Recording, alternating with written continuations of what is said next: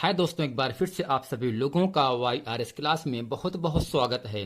दोस्तों, आज की इस वीडियो में हम पढ़ेंगे कक्षा 10 विषय गणित। तो दोस्तों, आपको हम ये बता देना चाहते हैं तो 10 में कितने अध्याय हैं, कितने चैप्टर हैं और कितने चैप्टरों का अध्ययन आपको करना है। तो दोस्तों, यहाँ आपके सामने विषय सूची दिया गया है, इसमें अच्छी तरीके से आप लोगों को समझ लेना है। दोस्तों, जो आपका पहला चैप्टर है उसका नाम क्या है? वास्तविक संख्या, जिसे कहते हैं रियल नंबर, आपको पढ़ना है। दोस्तों, दूसरा है बहुपद है। तीसरा है दो चर वाले रैखिक समीकरण युग्म है। दोस्तों, चौथा चैप्टर का नाम क्या दिया है? द्विघात समीकरण दिया है। पांचवा है समांतर श्रेणी। और दोस्तों, छठवां चैप्टर का नाम है त्रिभुज। सातवां है निर्देशांक ज्यामिति। आठवां दोस्तों त्रिकोणमिति का परिचय है। और दोस्तों, जो आपका नौवां चैप्टर है त्रिकोणमिति के कुछ अनुप्रयोग है। और दोस्तों, 10वां चैप्टर है वृत्त है। 11वां आपका है ज्यामिति रचनाएं हैं। और दोस्तों, जो 12वां चैप्टर है वृत्तों से संबंधित क्षेत्रफल है, जिसे कहते क्या है? Area related to the circle. दोस्तों, 13वां चैप्टर का नाम है पृष्ठीय क्षेत्रफल तथा आयतन, सरफेस एरियाज एंड वॉल्यूम्स। दोस्तों, 14वां चैप्टर का नाम क्या दिया? संख्या, जिसे हम क्या कहते हैं? स्टैटिक्स कहते हैं। और दोस्तों, जो आपका 15वां चैप्टर है उसे कहते क्या है? प्रायिकता। और जो दोस्तों प्रायिकता है इसे हम प्रोबेबिलिटी के नाम से भी जानते हैं। यानी दोस्तों, कक्षा 10 में केवल आपको 15 चैप्टर का अध्ययन करना है। पहला है वास्तविक संख्याएं, बहुपद, दो चर वाले रैखिक समीकरण दिया है, द्विघात समीकरण, समांतर श्रेणी, त्रिभुज, निर्देशांक ज्यामिति, त्रिकोणमिति का परिचय, त्रिकोणमिति कुछ अनुप्रयोग, वृत्त, ज्यामिति रचनाएं, वृत्तों संबंधी क्षेत्रफल, पृष्ठीय क्षेत्रफल तथा आयतन, सांख्यिकी, प्रायिकता। दोस्तों, इन सभी चैप्टर को आप लोगों को पढ़ना है। तो आइए दोस्तों, आज हम पढ़ेंगे चैप्टर नंबर 1 वास्तविक संख्याएं। और दोस्तों, वास्तविक संख्याएं किसे कहते हैं या किन किन संख्याओं के मिलने से वास्तविक संख्याएं बनती हैं, इस पूरे वीडियो में हम जितने भी महत्वपूर्ण प्रश्न हैं, टॉपिक हैं, उन सभी प्रश्नों को अच्छे तरीके से हम समझेंगे और पढ़ेंगे। अब दोस्तों, हेडिंग नंबर पहला आपका है अंक, यानी किसे कहते हैं? अंक। दोस्तों, किसी भी संख्या को प्रदर्शित करने के लिए हम 10 चिन्हों का प्रयोग करते हैं, जिसे अंक कहते हैं। यानी दोस्तों, किसी भी संख्या को लिखने के लिए या प्रदर्शित करने के लिए हम 10 चिन्ह का प्रयोग करते हैं। और दोस्तों, वह 10 चिन्ह क्या है? 0, 1, 2, 3, 4, 5, 6, 7, 8, 9। दोस्तों, 1 से लेकर 9 तक हो गया 9, और 0 को अगर शामिल करेंगे तो हो जाएगा 10। यानी किसी भी संख्या को हम जब प्रदर्शित करते हैं, लिखते हैं, तब हम 10 चिन्हों का प्रयोग करते हैं। और दोस्तों, इन 10 चिन्हों को हम क्या कहते हैं? अंक कहते हैं। यानी दोस्तों, 0 से लेकर 9 तक के सभी अंक कहलाते हैं। जैसे दोस्तों, यहाँ आपके सामने मैंने लिखा 15,825 लिखा। इसमें दोस्तों ये जो आज संख्या आ रहा है इन 10 में से ही शामिल है। 1 यहाँ पर है, 5 भी दोस्तों यहाँ है, 8 भी दोस्तों हैं, 2 भी दोस्तों, और आपका 5 भी यहाँ से दिया गया है। यानी दोस्तों, कोई भी अगर हम संख्या लिखेंगे तो वह इन 10 में से ही लिखा जाएगा। अगर दोस्तों इन 10 में से ही लिखा जा रहा है तो इसे हम क्या कहते हैं? अंक कहते हैं। अब दोस्तों, दूसरा हेडिंग आपके सामने आता है संख्या। दोस्तों, अंकों के समूह को हम संख्या कहते हैं। जैसे 123, 2518, 29,625, 1,85,625 आदि। यानी दोस्तों, जब अंक पास पास हो जाते हैं, जब अंकों के बीच में कॉमन नहीं लगा रहता है, तो दोस्तों क्या होता है? वो आपका संख्या का रूप ले लेता है। यानी दोस्तों, 0 से लेकर 9 तक के सभी अंक कहलाते हैं। और अंकों की समूह को जब अंकों को पास पास लिखते हैं, तब दोस्तों उसे हम क्या कहते हैं? संख्या कहते हैं। अब दोस्तों, अगले हेडिंग आपके सामने यहां से आता है प्राकृतिक संख्या, जिसे कहते हैं नेचुरल नंबर कहते हैं। तो फिर इन वस्तुओं को गिनने के लिए जिन संख्याओं को उपयोग करते हैं उसे प्राकृतिक संख्या कहते हैं। जैसे दोस्तों, आपके फैमिली में, आपके पूरे परिवार में 25 लोग हैं।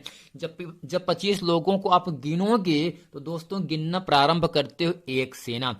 1, 2, 3, 4, 5, 6, 7, 8, कहां तक? 25 तक। तो दोस्तों, अगर उसकी गिनती को हम गिनना प्रारंभ 1 से कर रहे हैं, दोस्तों अगर 1 से प्रारंभ कर रहे हैं तो हम उसे क्या कहते हैं? प्राकृतिक संख्याएं। दोस्तों, वस्तुओं को गिनने के लिए जिन संख्याओं का प्रयोग किया जाता है उसे प्राकृतिक संख्या कहते हैं। जैसे n बराबर, दोस्तों n क्या होगा? आपका नेचुरल नंबर होता है।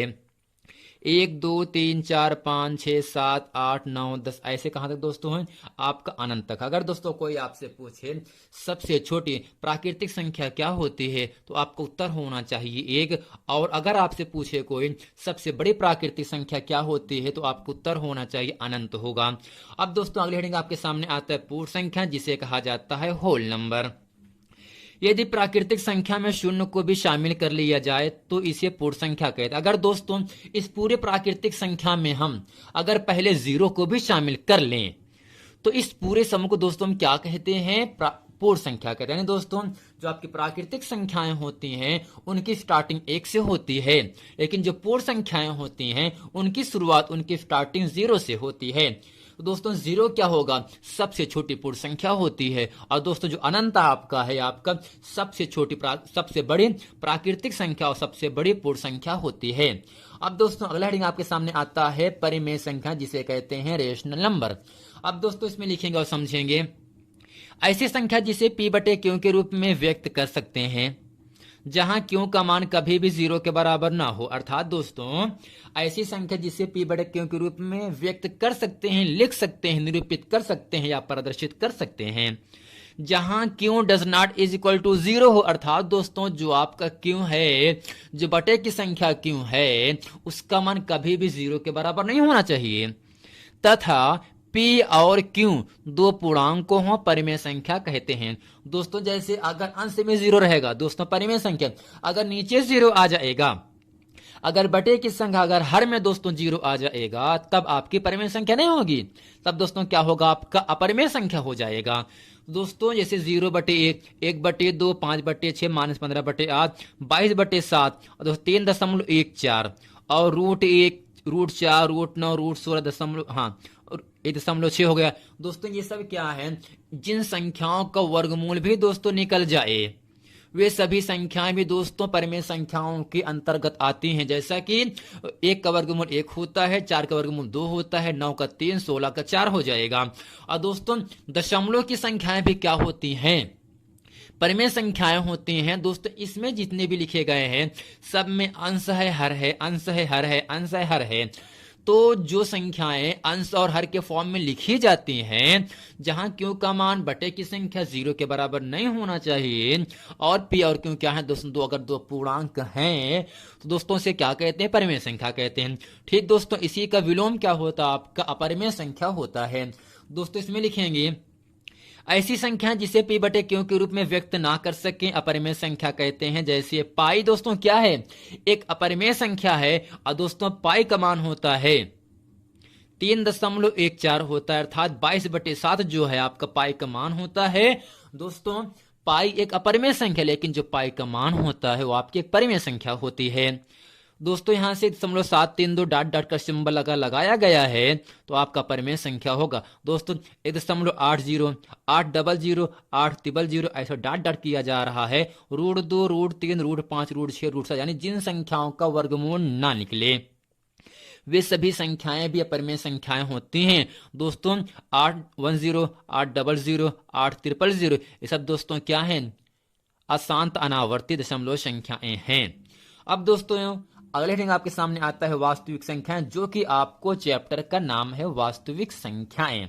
अब दोस्तों इसमें लिखेंगे परिमित संख्या और अपरिमेय संख्या के समूह को वास्तविक संख्या कहते हैं। यानी दोस्तों परिमेय संख्या और अपरिमेय संख्या के जोड़ को, योग को हम वास्तविक संख्या कहते हैं, रियल नंबर कहते हैं, या सभी संख्याओं का समूह वास्तविक संख्या कहलाता है। अर्थात दोस्तों जो आपकी वास्तविक संख्याएं होती हैं उसमें अपरिमेय संख्या, परिमेय संख्या, पूर्ण संख्या, प्राकृतिक संख्या, पूर्णांक, भाज्य संख्या, भाज्य संख्या, सह अभाज्य संख्या, सभी संख्याएं जो होती हैं वे सभी संख्याएं वास्तविक संख्याओं में शामिल की जाती हैं।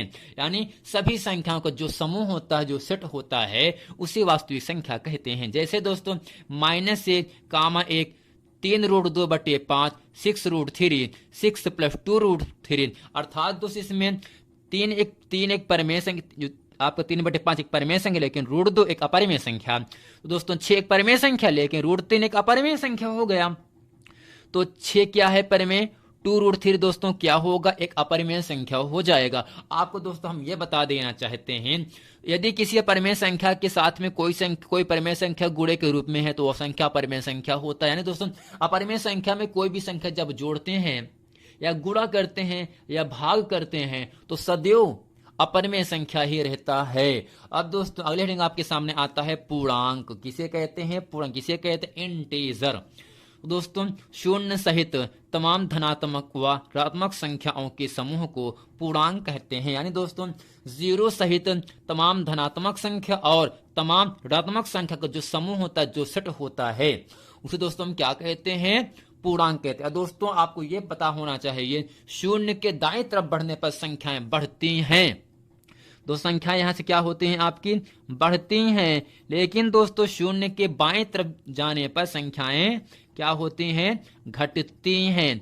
दोस्तों आपसे यहां से क्या पॉइंट मिला, शून्य के दाएं तरफ बढ़ने पर संख्याएं बढ़ती हैं और शून्य के बाएं तरफ बढ़ने पर संख्याएं घटती हैं। दोस्तों जो आपकी पूर्णांक होता है, पूर्णांक में शून्य संख्या, धन संख्याएं और ऋण संख्याएं शामिल होती हैं। यानी शून्य सहित तमाम धनात्मक संख्या और तमाम ऋणात्मक संख्याओं के समूह को पूर्णांक कहते हैं। दोस्तों जो पूर्णांक होता है वो आपका दो प्रकार का होता है, धनात्मक पूर्णांक और ऋणात्मक पूर्णांक। यानी दोस्तों धन संख्याओं को धन पूर्णांक कहते हैं, जैसे +1 +2 +5 +6 +20 +25। और दोस्तों ऋण संख्याओं को ऋण पूर्णांक कहा जाता है, जैसे -1 -2 -3 -5। तो फिर हम उम्मीद करते हैं पूर्णांक किसे कहते हैं इसे अच्छे तरीके से आप समझ गए होंगे। अब दोस्तों अगले हेडिंग आपके सामने यहां से आता है भाज्य संख्याएं। ऐसी संख्याएं जो एक और स्वयं के अतिरिक्त किसी अन्य संख्या से विभाजित हो जाती हैं, कट जाती हैं, भाज्य संख्याएं कहलाती हैं। जैसे दोस्तों 4 है ना, तो 4 1 से कटेगा, 4 अपने आप से कटेगा, लेकिन इन दोनों के अलावा 4 दोस्तों 2 से भी कट जाता है ना। तो यानी दोस्तों ऐसी संख्याएं जो एक और अपने आप के अलावा स्वयं के अतिरिक्त किसी अन्य संख्या से विभाजित होती हैं, वे संख्याएं भाज्य संख्याएं कहलाती हैं। जैसे 6 आपका है, 1 से कटेगा, 6 अपने आप से कटेगा, इसके अतिरिक्त 6 2 से कटता है, 6 3 से भी कट जाएगा। दोस्तों यहां से 4 6 8 9 10 ये सभी संख्याएं दोस्तों क्या हैं, भाज्य संख्याएं हैं। यानी दोस्तों जिन संख्याओं का अपवर्तक 1 से अधिक होता है या 2 से अधिक होता है, वे सभी संख्याएं भाज्य संख्याएं कहलाती हैं। दोस्तों 8 जो है 1 और 8 के अलावा 2 और 4 से भी कटता है। 9 दोस्तों 1 और स्वयं के अलावा 9 के अलावा 3 से भी कट जा रहा है ना। तो ऐसी संख्याएं जो एक और अपने आप के अलावा दोस्तों अगर कौन और संख्या से कट जाता है, कट रहा है, तो उन सभी संख्याओं को हम भाज्य संख्या कहते हैं। अब दोस्तों अगले हेडिंग आपके सामने है अभाज्य संख्या। ठीक भाज्य संख्या का विलोम होता है। ऐसी संख्याएं जो एक और स्वयं के अतिरिक्त किसी अन्य संख्या से विभाजित ना हो, उसे अभाज्य संख्या कहते हैं। यानी दोस्तों जैसे 3 है, 3 1 और 3 से कटता और किसी भी संख्या से नहीं कटेगा।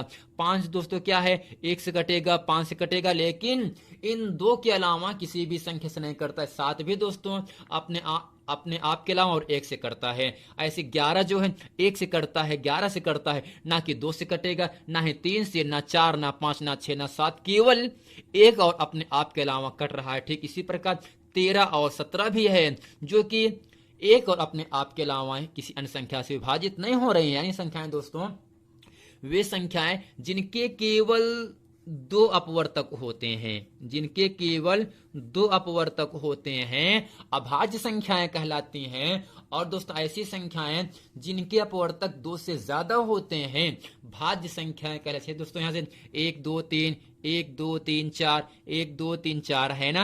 यानी दोस्तों जिन संख्याओं का अपवर्तक 2 से ज्यादा होता है भाज्य संख्याएं, और जिन संख्याओं का अपवर्तक दोस्तों केवल 2 होता है, ना तो 2 से ज्यादा और ना ही 2 से कम होता है, अभाज्य संख्याएं कहलाती हैं। अब दोस्तों अगला हेडिंग आपके सामने जो कि आपका चैप्टर का नाम ही है युक्ति विभाजन एल्गोरिथम या परिमेय का।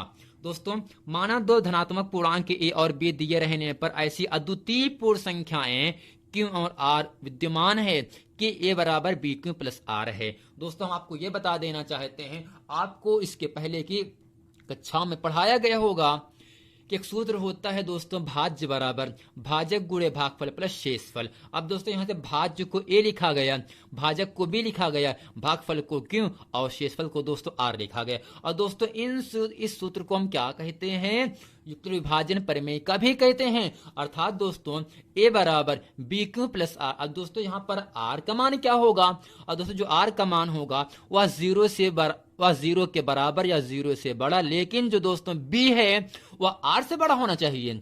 अगर बी का मान आर से बड़ा नहीं है तब दोस्तों युक्त विभाजन प्रमेय का जो है आपको लागू नहीं होगा।